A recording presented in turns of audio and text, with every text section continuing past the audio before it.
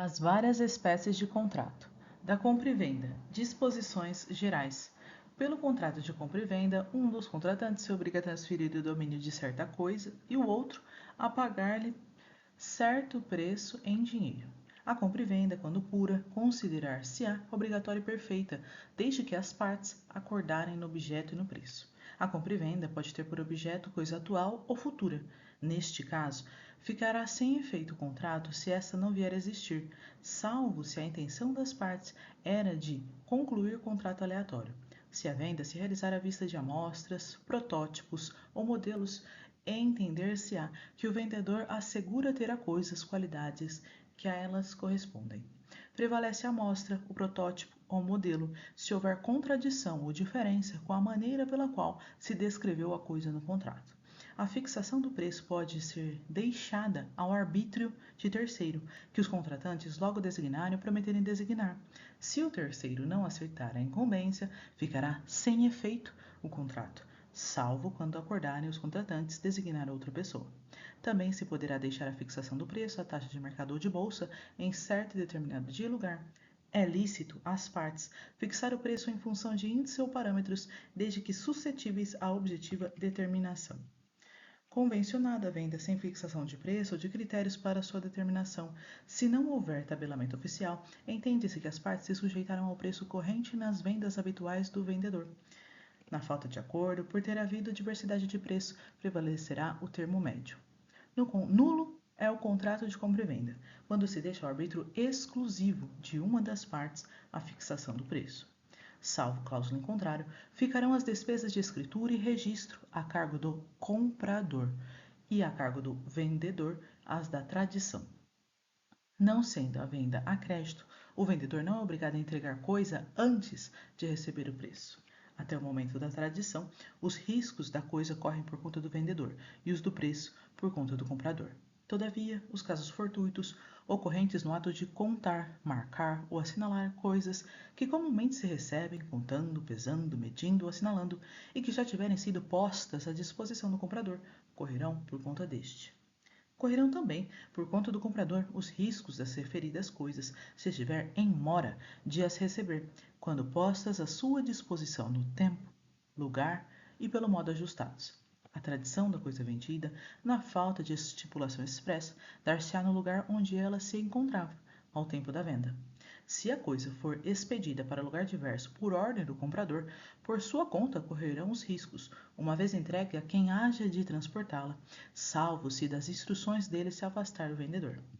Não obstante, o prazo ajustado para pagamento, se antes da tradição o comprador cair em insolvência, poderá o vendedor sobrestar na entrega da coisa, até que o comprador lhe dê caução de pagar no tempo ajustado. É anulável a venda de ascendente a descendente, salvo se os outros descendentes e o cônjuge do alienante expressamente houverem consentido. Em ambos os casos, dispensa-se o consentimento do cônjuge se o regime de bens for o da separação obrigatória. Sob pena de nulidade, não podem ser comprados, ainda que em asta pública, pelos tutores, curadores, testamenteiros e administradores, os bens confiados à sua guarda ou administração, pelos servidores públicos em geral, os bens ou direitos da pessoa jurídica que servirem ou que estejam sob sua administração direta ou indireta, pelos juízes, secretários de tribunais, arbitradores, peritos e outros serventuários ou auxiliares da justiça, os bens ou direitos sobre que se litigar em tribunal, juiz ou conselho, no lugar onde servirem, ou a que se estender a sua autoridade, pelos leiloeiros e seus prepostos, os bens de cuja venda sejam encarregados. As proibições deste artigo estendem-se à seção de crédito. A proibição contida no inciso 3º do artigo antecedente não compreende os casos de compra e venda ou cessão entre cordeiros ou em pagamento de dívida ou para garantia de bens já pertencentes a pessoas designadas no referido inciso. É lícita a compra e venda entre cônjuges, com relação a bens excluídos da comunhão. Se, na venda de um imóvel, se estipular que o preço por medida de extensão ou se determinar a respectiva área, e essa não corresponder em qualquer dos casos às dimensões dadas, o comprador terá direito de exigir o complemento da área e, não sendo isso possível, o de reclamar a resolução do contrato ou abatimento proporcional ao preço. Presume-se que a referência às dimensões for simplesmente enunciativa, quando a diferença encontrada não exceder de 1/20 da área total enunciada, ressalvado ao comprador o direito de provar que em tais circunstâncias não teria realizado o negócio. Se, em vez de fato, houver excesso, e o vendedor provar que tinha motivos para ignorar a medida exata da área vendida, caberá ao comprador a sua escolha: completar o valor correspondente ao preço ou devolver o excesso.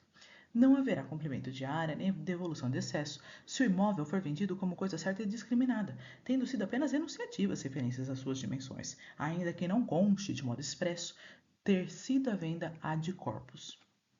Decai do direito de propor as ações previstas no artigo antecedente o vendedor ou o comprador que não fizer no prazo de 1 ano, a contar do registro do título. Se houver atraso na emissão da posse do imóvel atribuível ao alienante, a partir dela fluirá o prazo de decadência. O vendedor, salvo a convenção contrário, responde por todos os débitos que gravarem a coisa até o momento da tradição. Nas coisas vendidas conjuntamente, o defeito oculto de uma não autoriza a rejeição de todas. Não pode um condômino de coisa indivisível vender a sua parte a estranhos, se outro consorte a quiser tanto por tanto. O condômino, a quem não se der conhecimento da venda, poderá, depositando o preço, haver para si a parte vendida a estranhos, se o requerer no prazo de 180 dias, sob pena de decadência. Sendo muitos os condôminos, preferirá o que tiver as benfeitorias de maior valor, e na falta de benfeitorias, o de quem é o maior. Se as partes forem iguais, haverão a parte vendida os comproprietários que a quiserem, depositando previamente o preço. Das cláusulas especiais à compra e venda. Da retrovenda. O vendedor de coisa imóvel pode reservar-se o direito de recobrá-la no prazo máximo de decadência de 3 anos, restituindo o preço recebido e reembolsando as despesas do comprador, inclusive as que, durante o período de resgate, se efetuaram com a sua escrita ou para a realização de benfeitorias necessárias.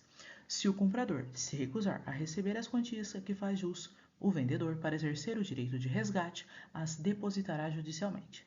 Verificada a insuficiência do depósito judicial, não será o vendedor restituído no domínio da coisa, até e enquanto não for integralmente pago o comprador. O direito de retrato, que é cessível e transmissível a herdeiros e legatários, poderá ser exercido contra o terceiro adquirente. Se há 2 ou mais pessoas couber o direito de retrato sobre o mesmo imóvel e só uma exercer, poderá o comprador intimar as outras para nele acordarem, prevalecendo o pacto em favor de quem haja efetuado o depósito, contanto que seja integral. Da venda a contento e da sujeita à prova. A venda feita a contento do comprador entende-se realizada sob condição suspensiva, ainda que a coisa tenha sido entregue, e não se reputará perfeita, enquanto o adquirente não manifestar o seu agrado. Também a venda sujeita à prova presume-se feita sob condição suspensiva de que a coisa tenha as qualidades asseguradas pelo vendedor e seja idônea para o fim a que se destina. Em ambos os casos, as obrigações do comprador, que recebeu sob condição suspensiva a coisa comprada, são as de mero comodatário, enquanto não manifeste aceitá-la. Não havendo prazo estipulado para a declaração do comprador, o vendedor terá direito de intimá-lo, judicial ou extrajudicialmente, para que o faça em prazo improrrogável. Da perempção ou preferência. A perempção ou preferência impõe ao comprador a obrigação de oferecer ao vendedor a coisa que ele vai vender ou dar em pagamento, para que este use de seu direito de prelação na compra, tanto por tanto. O prazo para exercer o direito de preferência não poderá exceder a 180 dias, se a coisa for móvel, ou a 2 anos, se imóvel. O vendedor pode também exercer o seu direito de prelação intimando o comprador, quando lhe constar que este vai vender a coisa. Aquele que exerce a preferência está sob pena de a perder, obrigado a pagar, em condições iguais, o preço encontrado ou o ajustado. Inexistindo prazo estipulado, o direito de preempção caducará se a coisa for móvel, não se exercendo nos 3 dias, e se for imóvel, não se exercendo nos 60 dias seguintes à data em que o comprador tiver notificado o vendedor. Quando o direito de preempção for estipulado a favor de dois ou mais indivíduos em comum, só poderá ser exercido em relação à coisa no seu todo. Se algumas das pessoas a quem ele toque perder ou não exercer o seu direito, poderão as demais utilizá-lo na forma sobredita. Responderá por perdas e danos do comprador, se alienar a coisa sem ter dado ao vendedor ciência do preço e das vantagens as vantagens que por ela lhe oferecem. Vou ler novamente.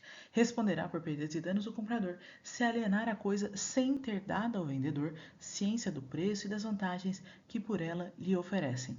Responderá solidariamente o adquirente, se tiver procedido de má-fé. Se a coisa expropriada para fins de necessidade ou utilidade pública ou por interesse social não tiver o destino para que se desapropriou, ou não forem utilizadas em obras ou serviços públicos, caberá ao expropriado o direito de preferência pelo preço atual da coisa. O direito de preferência não se pode ceder nem passa aos herdeiros da venda com reserva de domínio.